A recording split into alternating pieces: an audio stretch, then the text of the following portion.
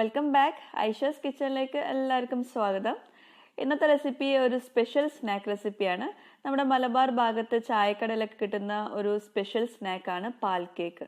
പാൽ കേക്ക് പോലെ തന്നെയാണ് നെയ്വടയും ഒരു കോമൺ ആയിട്ടുള്ള ഒരു മലബാർ ചായക്കട സ്നാക്ക് എന്ന് വേണമെങ്കിൽ പറയാം. രണ്ടും ഏകദേശം സെയിം റെസിപ്പി ആണെങ്കിലും കാണാനും ഡിഫറെൻ്റ് ആണ്, പേരിലും ഡിഫറെൻ്റ് ആണ്. പക്ഷേ ടേസ്റ്റ് അപാര ടേസ്റ്റാണ് കേട്ടോ. കഴിച്ചവർക്ക് അതിൻ്റെ ടേസ്റ്റ് നന്നായിട്ട് അറിയാം. പ്രത്യേകിച്ച് ഗൾഫിലുള്ളവർക്ക് ഈ നെയ്വട പാൽ കേക്ക് എന്നൊക്കെ പറയുമ്പോൾ ഒരു നൊസ്റ്റാൾജിക് ഫീലാണ് കൊണ്ടുവരിക. അപ്പോൾ ഇനി നമുക്ക് പാൽ കേക്ക് വീട്ടിൽ തന്നെ തയ്യാറാക്കാം വളരെ ഈസി ആയിട്ട്. ഞാൻ നെയ്വടയുടെ റെസിപ്പി കുറച്ച് മുമ്പ് ഷെയർ ചെയ്തിട്ടുണ്ടായിരുന്നു. കാണാത്തവരുണ്ടെങ്കിൽ കാണാൻ ഞാൻ ഡിസ്ക്രിപ്ഷൻ ബോക്സിൽ അതിൻ്റെ ലിങ്ക് കൊടുക്കാം.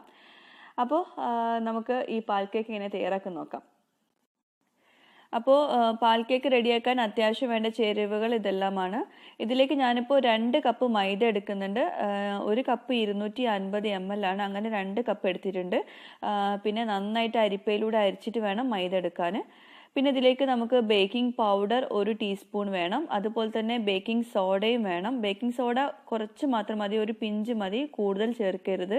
അത് പ്രത്യേകം ശ്രദ്ധിക്കുക. ഇത് രണ്ടും ഇതിലേക്ക് അത്യാവശ്യമാണ് കേട്ടോ. പിന്നെ ഇതിലേക്ക് അധികം പുളിയില്ലാത്ത നല്ല കട്ടിയുള്ള തൈര് ഒരു 3 ടേബിൾ സ്പൂൺ എടുത്തിട്ടുണ്ട്. പിന്നെ നമുക്കിതിലേക്ക് മുട്ടയുടെ വെള്ള വേണം. അതാണ് ഇതിൻ്റെ ഒരു മെയിൻ ടേസ്റ്റ് വരുന്നത്. അത് 1 മുട്ടയുടെ വെള്ള മാത്രമേ എടുത്തിട്ടുള്ളൂ. ഉണ്ണി പെടാതെ നോക്കുക. അതുപോലെ തന്നെ പഞ്ചസാര ഒരു 2 ടേബിൾ സ്പൂൺ എടുത്തിട്ടുണ്ട്. കൂടുതൽ വേണ്ട, കാരണം നമ്മളിത് ഈ ഒരു സ്നാക്ക് ഷുഗർ സിറപ്പിലേക്ക് ഇട്ട് കൊടുക്കാനുള്ളതാണ്. പിന്നെ ഇതിലേക്ക് 1/4 കപ്പ് നെയ്യ് വേണം. മെൽട്ടാക്കാത്ത നെയ്യാണ് 1/4 കപ്പ് എടുത്തിട്ടുള്ളത്, സോഫ്റ്റ് ആക്കിയുള്ള നെയ്യ്. അതുപോലെ തന്നെ ബട്ടറും 1 ടേബിൾ സ്പൂൺ എടുത്തിട്ടുണ്ട്. അതും മെൽട്ടാക്കിയിട്ടില്ല, സോഫ്റ്റ് ആക്കിയുള്ള ബട്ടറാണ് 1 ടേബിൾ സ്പൂൺ എടുത്തത്. ഇത് രണ്ടും വേണം ഇതിലേക്ക്.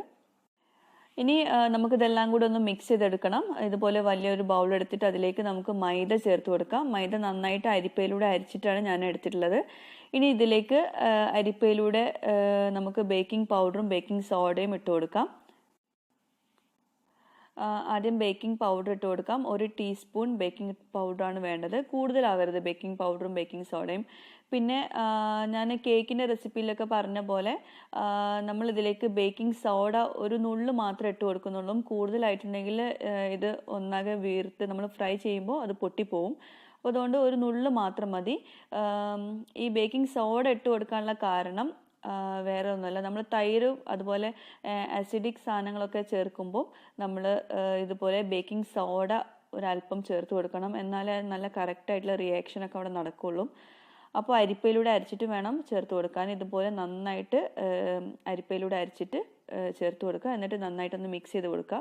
ഈ പൊടിയിൽ ഈ ബേക്കിംഗ് സോഡയും ബേക്കിംഗ് പൗഡറും ഒക്കെ നന്നായിട്ട് മിക്സ് ചെയ്ത് വെക്കണം. ഇനി ഇതിലേക്ക് നമുക്ക് ബട്ടർ ചേർത്ത് കൊടുത്തിട്ട് കൈ കൊണ്ട് നന്നായിട്ടൊന്ന് മിക്സ് ചെയ്ത് കൊടുക്കാം. ഞാൻ ഇത്രയും ഡീറ്റെയിൽ ആയിട്ട് പറയാൻ കാരണം നമ്മൾ ഇതുപോലത്തെ സ്നാക്സ് ഒക്കെ റെഡിയാക്കുമ്പോൾ എപ്പോഴും ഫ്ലോപ്പായി പോകാനുള്ള ചാൻസ് ഉണ്ട്. അപ്പോൾ അത് കറക്റ്റായിട്ട് കിട്ടിയില്ലെങ്കിൽ ഫ്ലോപ്പായി പോകും. അതുകൊണ്ട് ഇതൊക്കെ കറക്റ്റായിട്ട് ശ്രദ്ധിച്ചിട്ട് വേണം ഇത് തയ്യാറാക്കാൻ. ഇനി ഇതിലേക്ക് ബട്ടർ നന്നായിട്ട് മിക്സ് ചെയ്ത് കൊടുത്ത ശേഷം നമുക്കതിലേക്ക് നെയ്യ് ചേർത്ത് കൊടുക്കാം. നെയ്യ് കുറേശ്ശെ ഇട്ട് കൊടുത്തിട്ട് കൈ കൊണ്ട് ഇതുപോലെ നന്നായിട്ട് മിക്സ് ചെയ്ത് കൊടുക്കണം. ഇത് സ്പൂൺ കൊണ്ട് നമ്മൾ മിക്സ് ചെയ്യുന്നതിലും നല്ലത് ഇതുപോലെ കൈകൊണ്ട് നന്നായിട്ട് മിക്സ് ചെയ്യുന്നതാണ്. അതായത് ഈ പൊടിയിൽ, മൈദപ്പൊടിയിൽ നന്നായിട്ട് ഇത് കമ്പൈൻ ചെയ്ത് വരുന്ന രീതിയിൽ വേണം നമ്മളത് മിക്സ് ചെയ്ത് കൊടുക്കാൻ.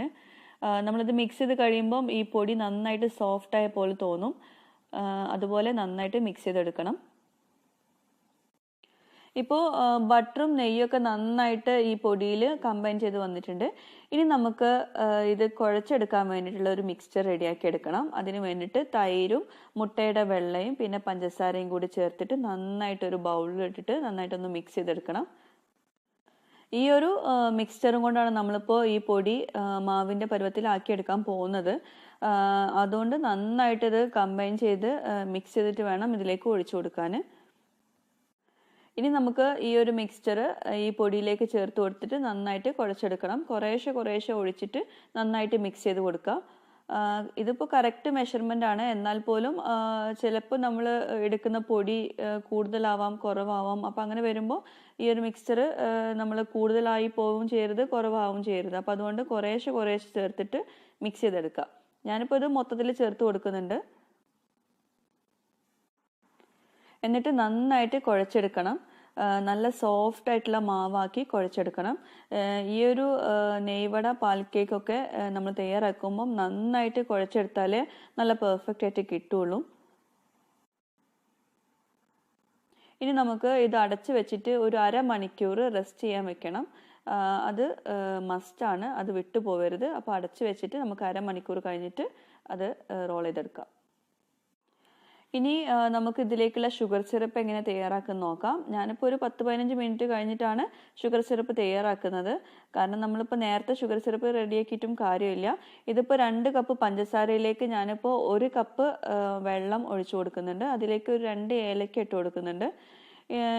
ഇനി നമുക്കിതിലേക്ക് ചെറുനാരങ്ങ നീര് ചേർത്ത് കൊടുക്കാനുണ്ട്. പക്ഷെ ഇപ്പോൾ ചേർക്കേണ്ട. ഇത് ഏകദേശം റെഡിയായി വന്നിട്ട് നന്നായിട്ട് തിളച്ച ശേഷം മാത്രമാണ് ചെറുനാരങ്ങ നീര് ചേർക്കാനുള്ളത്. അപ്പോൾ നമുക്ക് ഇത് നന്നായിട്ട് ചൂടാക്കി തിളയ്ക്കാൻ വേണ്ടിയിട്ട് വെക്കാം. പിന്നെ നമുക്ക് എല്ലാവർക്കും പറ്റുന്ന ഒരു അബദ്ധമാണ് എല്ലാ സ്വീറ്റ്സിനും ഒരേ ഷുഗർ സിറപ്പ് കൺസിസ്റ്റൻസി എടുക്കുന്നത്. ഓരോ സ്വീറ്റ്സിനും ഓരോ ഷുഗർ സിറപ്പ് കൺസിസ്റ്റൻസിയാണ്. അതായത് ചിലതിന് സ്റ്റിക്കി കൺസിസ്റ്റൻസി മതി, ചിലതിന് 1 സ്ട്രിങ് വേണം, ചിലതിന് 2 സ്ട്രിങ് വേണം. അങ്ങനെ പല കൺസിസ്റ്റൻസി ഉണ്ട്. നമുക്കിപ്പോൾ ഈ ഒരു റെസിപ്പിയിലേക്ക് വേണ്ടത് 1 സ്ട്രിങ് കൺസിസ്റ്റൻസിയാണ്. അതായത് 1 നൂൽ പരുവമാണ് വേണ്ടത്. ഇങ്ങനെയാണ് നമ്മൾ ഷുഗർ സിറപ്പിൻ്റെ കൺസിസ്റ്റൻസി നോക്കേണ്ടത്. കുറച്ചെടുത്തിട്ട് ഏകദേശം നന്നായിട്ട് തിളച്ചിട്ട് കുറച്ചെടുക്കുക. എന്നിട്ട് അത് 2 ഫിംഗേഴ്സിനും ഇടയിൽ വെച്ചിട്ട് ഒന്ന് പ്രസ് ചെയ്ത് നോക്കാം.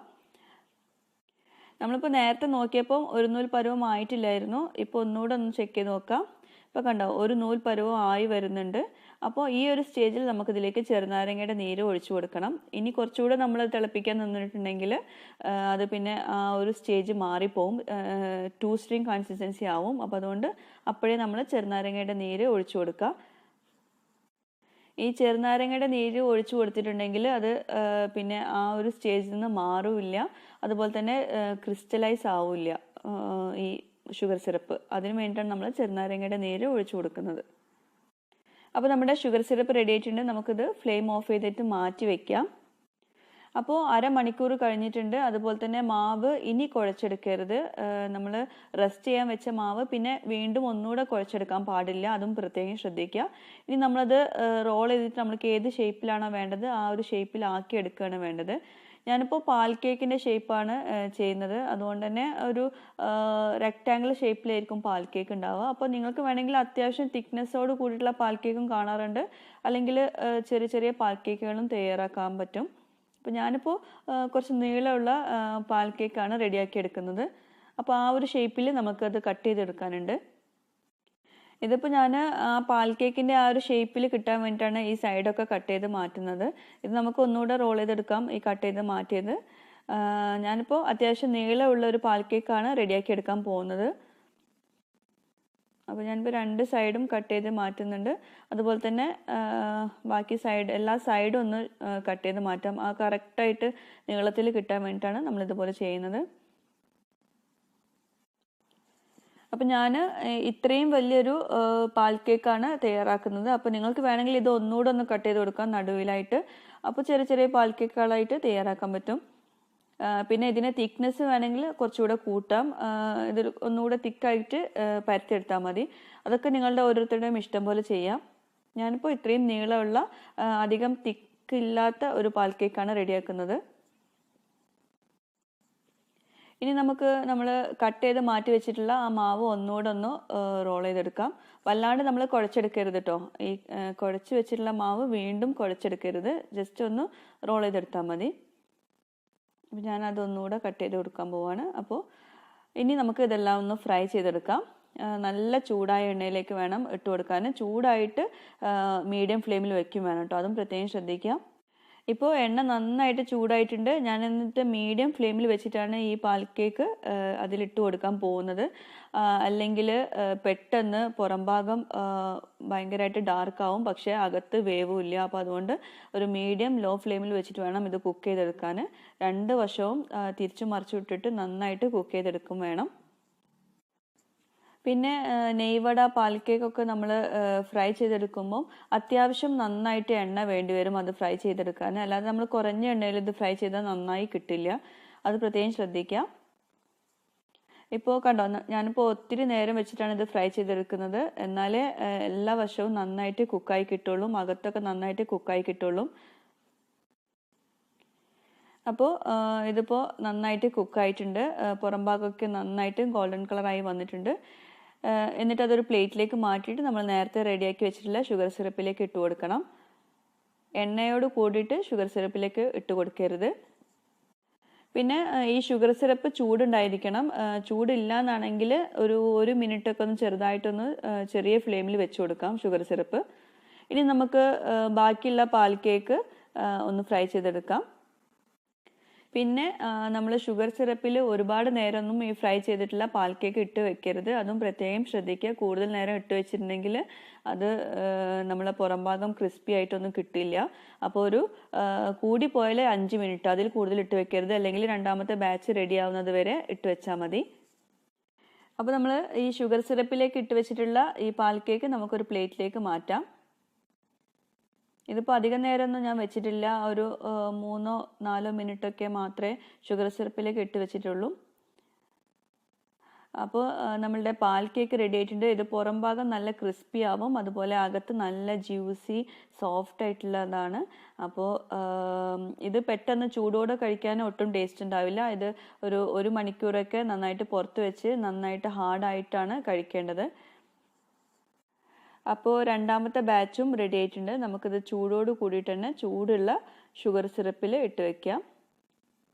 ഇതും ഒരു 3-4 മിനിറ്റ് ഇതുപോലെ ഇട്ട് വെച്ചിട്ട് നമുക്കിത് പ്ലേറ്റിലേക്ക് മാറ്റണം. പിന്നെ ഈ പാൽ കേക്ക്, നെയ്വട ഇതൊക്കെ നമ്മൾ ചൂടോട് കൂടിയിട്ട് കഴിക്കാൻ ഒട്ടും ടേസ്റ്റ് ഉണ്ടാവില്ല, ഭയങ്കര മധുരമൊക്കെ ആവും. അത് ഒരു അരമണിക്കൂർ അല്ലെങ്കിൽ കൂടുതൽ വെക്കുകയാണെങ്കിൽ നല്ല ടേസ്റ്റ് ഉണ്ടാവും. അരമണിക്കൂർ മിനിമം വെക്കണം, ഒന്ന് പുറത്ത് വെക്കണം. എന്നാലേ ആ ഒരു കറക്റ്റ് ടേസ്റ്റിൽ നമുക്ക് കഴിക്കാൻ പറ്റുള്ളൂ. നല്ല പുറം ഭാഗം നല്ല ക്രിസ്പി ആയിട്ട് അകത്ത് നല്ല സോഫ്റ്റ് ആയിട്ടിരിക്കും ഇതുപോലെ. ഇതിപ്പോൾ ഞാൻ 1 മണിക്കൂർ പുറത്ത് വെച്ചിട്ടുള്ള പാൽ കേക്കാണ്. പാൽ കേക്ക് നമ്മളിത് സെറ്റാകാൻ വേണ്ടിയിട്ട് ഫ്രിഡ്ജിലൊന്നും വെക്കേണ്ട, പുറത്ത് തന്നെ വെച്ചാൽ മതി.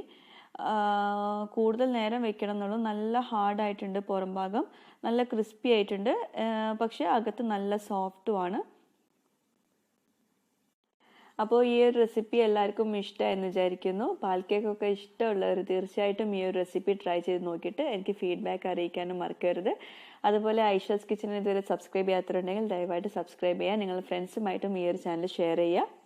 താങ്ക്